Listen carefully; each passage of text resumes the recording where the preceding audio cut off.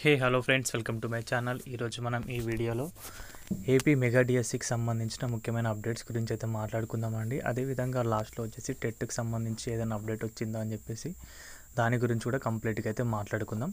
So video skip చేయకుండా last వరకు చూడండి గైస్, చాలా ఇన్ఫర్మేటివ్గా అయితే ఉండబోతుంది. మన ఛానల్కి ఎవరైనా కొత్తగా వచ్చుంటే మాత్రం సబ్స్క్రైబ్ అయితే చేసుకోండి. డైలీ ఇలాంటి అప్డేట్స్ అనేవి మన ఛానల్లో అందుబాటులో ఉంటాయి. సో మ్యాటర్లోకి వస్తే కనుక మెగా డిఎస్సికి సంబంధించి అభ్యర్థుల్లో ఇప్పటి వరకు చాలామంది చాలా కామెంట్స్ అయితే చేయడం అయితే జరిగింది. ముఖ్యంగా 90 రోజుల గడువు గురించి. అసలు ఆ గడువునైతే పెంచుతారా లేక వెంటనే ఎగ్జామ్స్ అనేవి తీసుకొస్తారా అని చెప్పేసి కొంచెం ఆందోళన అయితే ఉన్నారు. సో దాని గురించి నేను కంప్లీట్గా అయితే చెప్పబోతున్నాను.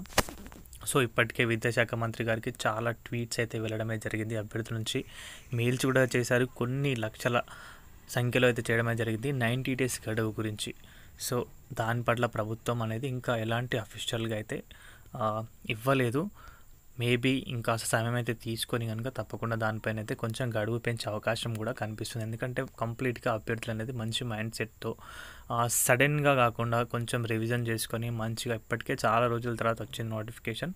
ఇన్ని రోజులు ఎలాగో వెయిట్ చేశారు, వారు అంటున్నారు ఇన్ని రోజులు వెయిట్ చేశాం మేము, ఇంకాస్త 2 నెలలు కానీ నెల కానీ వెయిట్ చేసాం. సో మాకు మంచిగా కంప్లీట్ సెట్ ఆఫ్ మైండ్తో రాయడానికి వీలైనట్లుగా మెగా డిఎస్సి అనేది ఇవ్వండి. అదేవిధంగా మాకు ఒకే జిల్లాకి ఒకే పేపర్ ఇవ్వండి, ఎందుకంటే నార్మలైజేషన్ విధానం పట్ల మాకు ఎలాంటి నమ్మకం లేదు.